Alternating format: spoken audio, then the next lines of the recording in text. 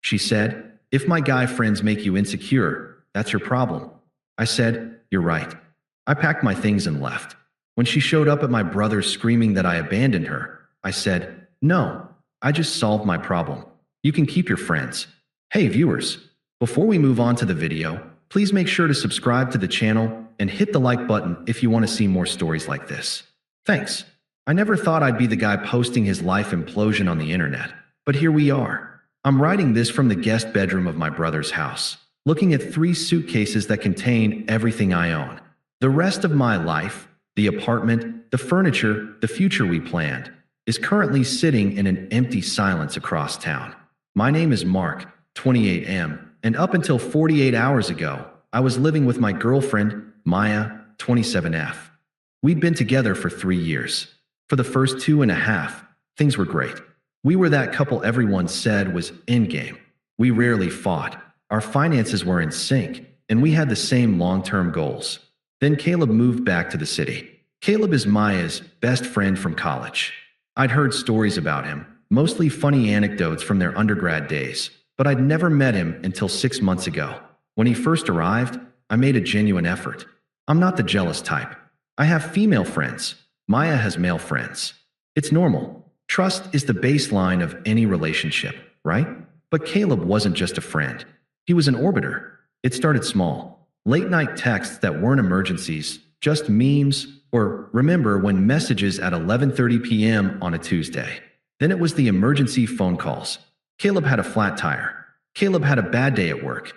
Caleb needed advice on his dating profile. Suddenly, our date nights were being interrupted because Caleb was having a crisis about a girl he'd met on Hinge 3 days prior. I tried to be understanding. He's lonely, Maya would say. He's adjusting to the city.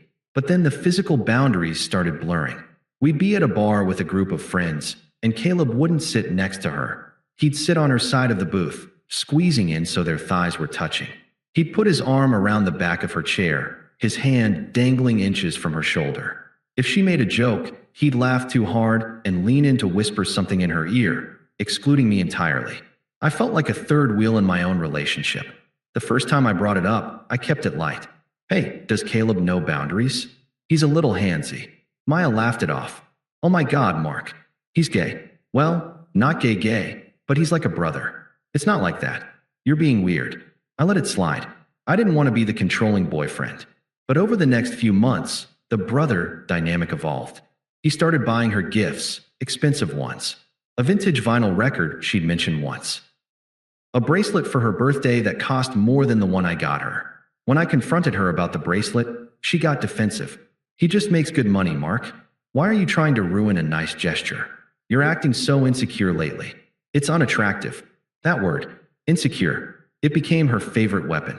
Every time I pointed out that maybe having dinner alone with him at a romantic Italian spot wasn't appropriate, I was insecure. Every time I asked why she deleted her text thread with him to save storage space, I was paranoid. The breaking point was this past weekend. Maya had been planning a trip to a music festival in Austin with the group. I couldn't go because of a project deadline at work. I was bummed, but I trusted her. Then, 2 days before the trip, the group started dropping out. First Sarah canceled, then Mike. By Thursday night, it was just Maya and Caleb. I was sitting at the kitchen island, watching her pack. She was humming, seemingly unbothered by the change in plans. "So," I said, trying to keep my voice steady, "since everyone else bailed, are you guys still getting that Airbnb? Or are you getting separate rooms?" She didn't even look up from folding a crop top. "We're keeping the hotel room we booked. It's too late to cancel and get a refund, and booking a second room now would cost a fortune. It has 2 beds, Mark. Chill. I'm not comfortable with that," I said. "You sharing a hotel room with a guy who clearly has feelings for you? That's a hard boundary for me."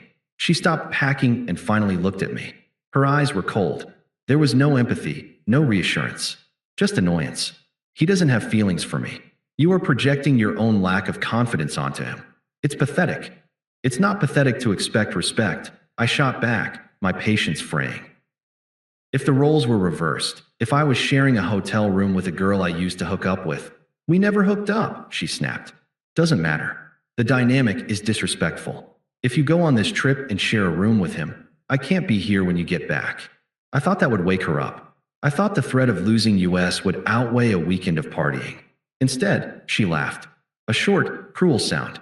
She walked over to the fridge, grabbed a water, and leaned against the counter, looking at me like I was a toddler throwing a tantrum. "Look," she said, her voice dripping with condensation. "I'm going. I'm not losing money on these tickets. And honestly, I'm tired of walking on eggshells because you're threatened by my friends." She took a sip of water, then delivered the line that ended us. "If my guy friends make you insecure, Mark, that's your problem, not mine. I'm not shrinking my life because you can't handle me having friends." I looked at her. I really looked at her. I saw the smirk she was trying to hide. I saw the complete lack of respect for me, for our 3 years, for the home we built. She thought she had checkmated me. She thought I would fold, apologize, and beg her not to be mad. She thought she held all the cards because I loved her more than she loved me. Something inside me just shut off. The anger didn't explode. It evaporated, leaving behind a cold, clinical clarity. "You're right," I said softly. She blinked, surprised by my sudden agreement. "What? You're right," I repeated, standing up. "It is my problem, and I shouldn't make it yours." She smirked again, victorious. "Exactly. I'm glad you finally get it. Have fun in Austin," I said. "I will," she replied, turning back to her suitcase. "Don't wait up." Maya left for the airport at 5 a.m. on Friday. She kissed me on the cheek while I pretended to be asleep. It was a cursory peck, the kind you give a pet before you leave for work. I heard the front door click shut, the lock engage, and the sound of her Uber pulling away. The moment the car engine faded, I sat up. I didn't feel sad. I felt like a man who had been holding his breath for 6 months and finally exhaled. I checked the time. I had roughly 72 hours before she returned. Plenty of time. I started in the bedroom. I didn't trash the place. I didn't cut up her clothes or smash her makeup. That's amateur hour. That shows emotion. I wanted to show absence. I packed my clothes methodically. Suits, jeans, t-shirts, gym gear. Everything went into the suitcases. I stripped the bed of the sheets I had bought, the high thread count ones she loved, and left the mattress bare. I moved to the bathroom. My toothbrush, my razor, my cologne, the shower caddy I installed. Gone. The living room was harder. We had bought a lot of things together, but I kept the receipts. The 65-inch OLED TV? Mine. The PlayStation? Mine. The soundbar? Mine. The expensive espresso machine she used every morning but never learned how to clean? Mine. I called my brother, Dave, around 8 a.m. "Yo," he answered groggy. "I need a favor," I said. "I need to borrow your truck, and I might need your guest room for a while." Dave didn't ask questions. He's never liked Maya. He always said she had main character syndrome. When I told him I was moving out, the only thing he said was, "I'll be there in 20 minutes. We worked in silence. We dismantled the TV mount. We boxed up my books. We took the dining chairs I had paid for. By 2 p.m., the apartment looked like a skeleton. It wasn't empty, but it was hollow. Her stuff was still there. Her scattered cushions, her fragile knickknacks, her overflowing bookshelf, but the anchor of the home was gone. I sat on a box for a moment, looking at the lease agreement on the counter. We were month to month after our first-year lease expired. I took a pen and wrote a formal letter to the landlord, giving my immediate notice and explaining that I had vacated the premises. I included a check for my half of the rent for the next month, just to be legally bulletproof. I left a copy on the counter for her. I thought about writing her a letter. I stood there with a Sharpie in my hand, hovering over a piece of notepad paper. I wanted to scream at her. I wanted to explain why. I wanted to tell her that loyalty isn't insecurity and that boundaries aren't control. But then I remembered her face in the kitchen. That's your problem. If I wrote a letter, I was making it her problem. I was trying to get her to understand. But she had made it clear she didn't want to understand. She wanted to win. So I capped the Sharpie and put it in my pocket. No note. No explanation. My absence would be the loudest thing I ever said to her. I did one last sweep. I checked the drawers. I checked under the bathroom sink. I made sure I left nothing behind that could give her a reason to contact me. No loose chargers, no forgotten hoodies. I took my key off the ring and placed it on the center of the kitchen island, right next to the rent check. "You good?" Dave asked from the doorway. He was holding the last box of my vinyls. "Yeah," I said, taking one last look at the space where I thought I'd raise a family. It looked smaller now. "I'm good." I walked out and closed the door. I didn't lock it. I didn't have a key anymore. We drove to Dave's place in silence. The physical labor had been cathartic, but now the reality was setting in. I was 28, single, and sleeping in my brother's spare room. It felt like a failure. But then I looked at my phone. It was Friday night. Usually, by now, I'd be anxious. I'd be wondering if Caleb was texting her. I'd be wondering if they were drinking too much. I'd be wondering if I was being insecure. I looked at the screen. Nothing. I opened the settings and turned off read receipts. Then I muted her notifications. I didn't block her, not yet. I needed to see the timeline.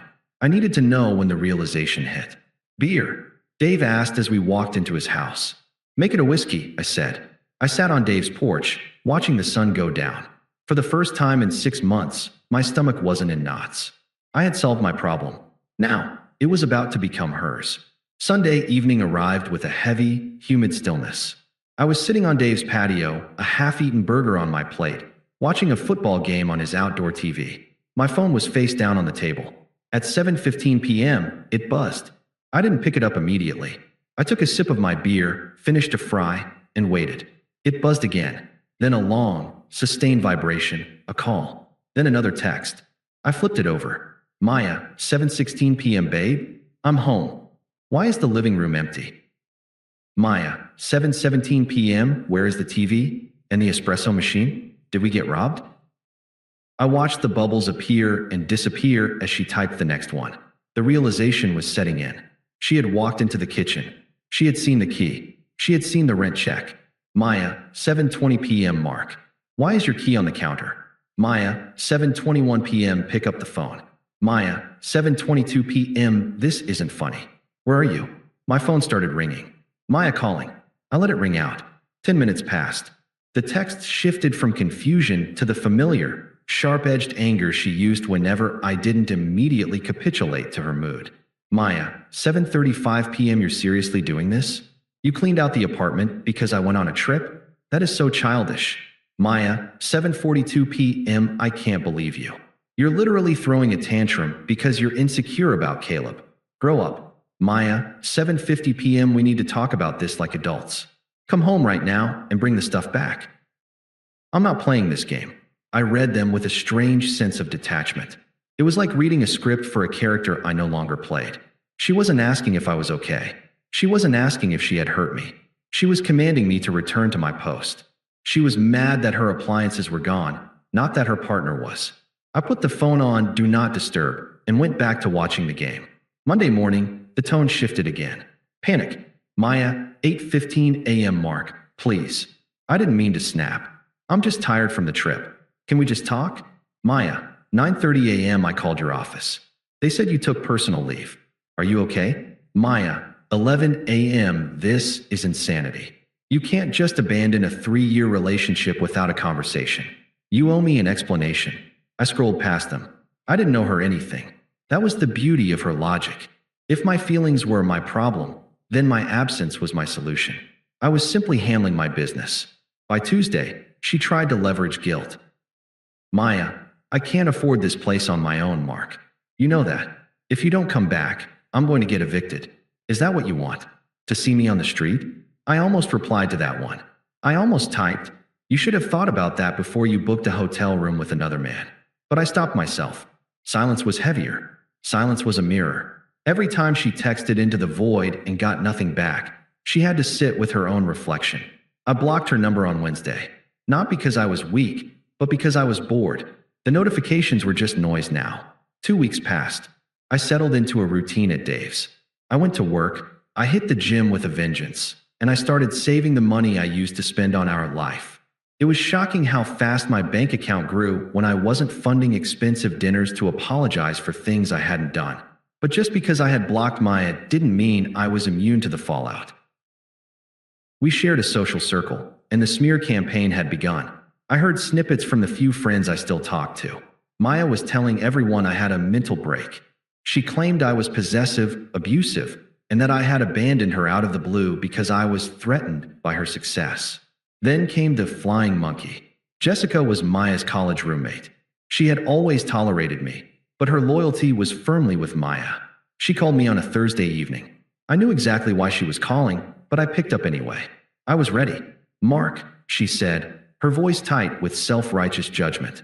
I can't believe I even have to make this call. Hello to you too, Jess, I said, putting her on speaker while I chopped vegetables for dinner. Don't give me that attitude. Maya is a wreck.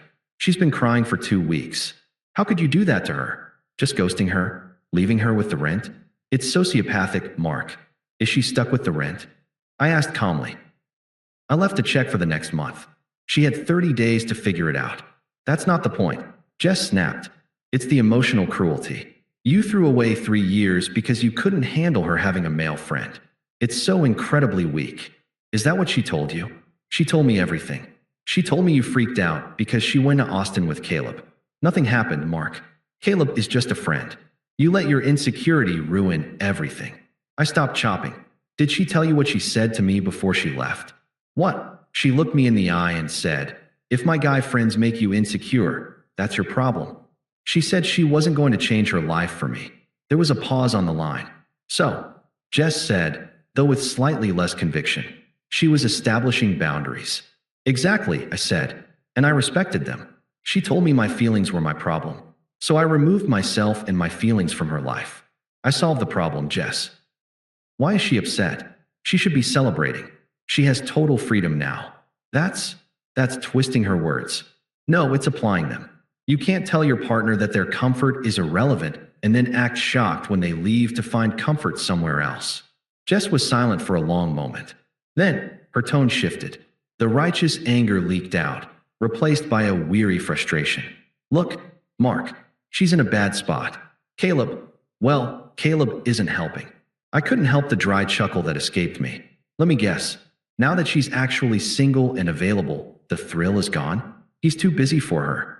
He told her he's not in a place for a relationship right now, Jess admitted, sounding disgusted. He went back to his own place after the trip. He hasn't even helped her pack. She's trying to move into a studio, but her credit isn't great. She's asking if you can just talk to her, closure, or whatever. Caleb is her best friend, I said, my voice hardening. He can help her pack. He can co-sign her lease. That's what friends are for, right? Mark, come on. Be the bigger man. I am being the bigger man, Jess. I'm walking away instead of staying and fighting with a woman who doesn't respect me. Tell her good luck with the move. I hung up. The satisfaction wasn't a rush of adrenaline. It was a slow, warm burn. Caleb was exactly who I thought he was. A vulture who lost interest as soon as the carcass was free for the taking. He liked the game of stealing another man's woman. He didn't want the woman herself. I found out later through Dave that Maya had been forced to downsize to a crappy studio apartment on the edge of town. Her lifestyle, the brunches, the trips, the shopping, had been heavily subsidized by my salary. Without me, and with Caleb refusing to step up as the new provider, the math didn't work. She was posting sad, vague quotes on Instagram about narcissists and healing. Mutual friends were starting to get tired of it. The narrative was crumbling. People were asking, wait, if Mark was so controlling, why is he the one who quietly left? And where is Caleb? I thought it was over. I thought I had ghosted successfully. But narcissists don't let you go that easily. They need the last word. They need to win the breakup. 3 weeks after I left, Dave hosted a barbecue for his birthday.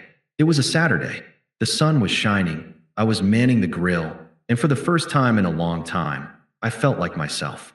Then I heard the screech of tires in the driveway. I looked up to see Maya's Honda Civic slam into a park job that partially blocked the sidewalk. She got out. She looked thinner, frantic, and her hair was a mess. She wasn't wearing the designer clothes she usually flaunted. She was in sweatpants and an old tee. She stormed onto the lawn, spotting me at the grill. You, she screamed, pointing a shaking finger at me. You think you can just hide here? The music stopped. The chatter died down. Dave's friends, half of whom knew the story, turned to watch. I put down the tongs and wiped my hands on a rag. I didn't feel my heart race. I didn't feel fear. I just felt the finality of it. It was time to end this. I stepped off the porch and onto the grass. I didn't rush. I walked with the deliberate slowness of a man approaching a feral animal. Behind me, Dave stood up, ready to intervene, but I held up a hand. I needed to do this. Maya was standing in the middle of the yard, chest heaving. She looked like a ghost of the girl I used to know. The confidence was gone, replaced by a jagged, manic energy. Her eyes were red-rimmed, and she was clutching her phone like a weapon. "You blocked me," she spat as I got within talking distance. "You blocked me on everything." "Who does that?" "Someone who doesn't want to talk to you," I said calmly. My voice was low, forcing her to stop screaming if she wanted to hear me. "You don't get to just decide that," she yelled, her voice cracking. "We were together for 3 years, Mark. We were building a life. And you just evaporated because I went on a trip? Because I wouldn't let you control me?" The neighbors were definitely watching now. A couple walking their dog had stopped on the sidewalk. "I didn't care. I didn't try to control you, Maya," I said. "I set a boundary. You crossed it." "It was one weekend," she shrieked, taking a step toward me. "Nothing happened. Caleb and I didn't even sleep in the same bed. I slept on the couch because he was snoring. You threw everything away for nothing. For a scenario you made up in your insecure little head." There it was again. That word. "Is that why you're here?" I asked. "To tell me I'm insecure?" "I'm here because you owe me," she cried, tears finally spilling over. "I am drowning, Mark. My rent is double what I can afford. I had to sell my car just to cover the deposit on a studio. I have no furniture because you took everything. You ruined my life." She was shaking now, the anger dissolving into pure desperation. "How could you be so cruel? I loved you. Doesn't that mean anything? You abandoned me when I needed you most." I looked at her, really looked at her, and felt absolutely nothing. No pity, no anger, just a cold, hard recognition of the truth. "I didn't abandon you," I said. "I listened to you." She wiped her face, confused. "What?" "That night in the kitchen," I said, my voice steady and carrying across the quiet lawn. "You stood there, packing your bag to go stay in a hotel with another man. And when I told you I wasn't okay with it, you looked me in the eye and told me exactly where I stood." I took a step closer, ensuring she heard every syllable. "You said, if my guy friends make you insecure, that's your problem." She froze. She remembered. "You told me it was my problem to solve," I continued. "So I solved it. I removed myself from the situation that was causing the problem. I removed myself from the relationship where my feelings were a joke to you. I didn't abandon you, Maya. I gave you exactly what you asked for. I let you live your life without my insecurity holding you back." She opened her mouth to speak, but nothing came out. The logic was a trap she had built herself, and now she was caught in it. "But," she stammered, her voice dropping to a whisper. I didn't think you would leave." "I know," I said. "You thought I would stay and take it. You thought you could disrespect me, and I'd just be grateful you came home. But you miscalculated." I looked over her shoulder at her empty car. "Where's Caleb?" I asked. The color drained from her face. "He's your best friend, right? The guy who gets you? The guy worth blowing up our relationship for." I tilted my head. "If you're struggling with rent and moving boxes, surely Caleb is helping you. That's what friends do." She looked down at the grass. The silence stretched, heavy and humiliating. "He's busy," she mumbled. "He's gone, isn't he?" I said, not as a question, but as a statement of fact.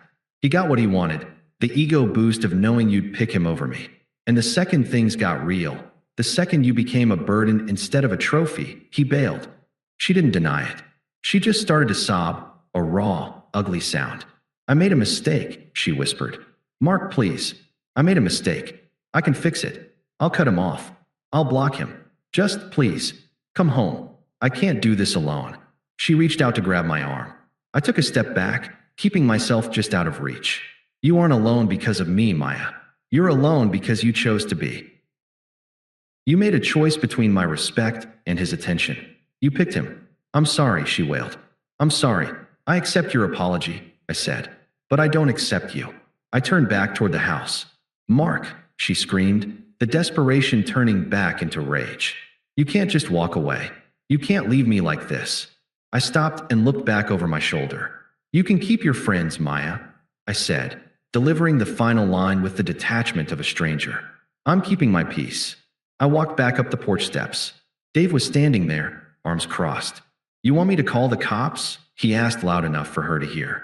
"Give her 2 minutes," I said. "If she's not gone, then make the call." I went inside and closed the door. I didn't look out the window. I poured myself another drink, sat on the couch, and listened. For a minute, there was shouting. Then silence. Then the sound of a car door slamming and an engine revving aggressively. As the sound of her car faded down the street, I felt the last knot of tension in my chest unravel. It was done. It has been 8 months since that day on the lawn. Life looks different now. Better. Quiet in the way a library is quiet. Peaceful, not empty. I lived with Dave for another month, then bought a place of my own. Not a rental, a purchase. I put the down payment on a small 2-bedroom house with a garage I've turned into a workshop. It's mine. Every nail, every board, every piece of furniture inside it belongs to me. There are no ghosts here. I got a promotion at work. Funny how much energy you have for your career when you aren't spending your mental bandwidth decoding gaslighting text messages or worrying about who your partner is texting at midnight. My boss noted that I seemed more focused. I told him I just had fewer distractions. I haven't heard from Maya directly. Dave told me she tried to friend him on Facebook a few months ago, probably to spy on me. He blocked her and sent me a screenshot with the caption LOL. From what I hear through the grapevine, because mutual friends are inevitable, she didn't learn much. She spun a story for a while that I was abusive, but it didn't stick. The evidence of my silence versus her public meltdowns was too stark. People aren't stupid. They saw a guy who quietly removed himself and a woman who screamed on a front lawn. They drew their own conclusions. The last I heard, she's dating a guy she met at a bar. A promoter or something. Apparently, he has a lot of female friends. I almost laughed when I heard that. The universe has a twisted sense of humor. I hope she enjoys the security of that relationship. As for me, I started seeing someone new about 2 months ago. Her name is Sarah. On our 3rd date, her phone buzzed while we were at dinner. She looked at it, frowned, and flipped it face down. "Everything okay?" I asked, feeling that old prickle of anxiety. "Yeah," she said. "Just my ex trying to stir up drama. He's blocked, but he tries from new numbers sometimes. Do you need to take it?" She looked at me like I was crazy. "Why would I interrupt a date with you to talk to him? That's disrespectful." I breathed out. It was such a small thing, but it felt like oxygen. I realized something during this whole ordeal. Insecurity isn't always a character flaw. Sometimes it's an alarm system. It's your gut telling you that you aren't safe, that you aren't being valued, and that the person you love is dangerous to your heart. Maya was right about one thing. It was my problem. I was trying to force someone to respect me when they didn't want to. I was trying to negotiate boundaries with someone who viewed them as challenges. That was my burden to carry. But I put it down. I packed it into 3 suitcases, left a key on the counter, and walked out the door. If you're reading this and you feel like the insecure, 1, ask yourself, are you insecure or are you just observant? Are you crazy or are you being gaslit? And if they tell you that their disrespect is your problem, believe them, then solve it. Thanks for watching. Make sure to subscribe to the channel and hit the like button. What do you think about this story? Share it in the comments.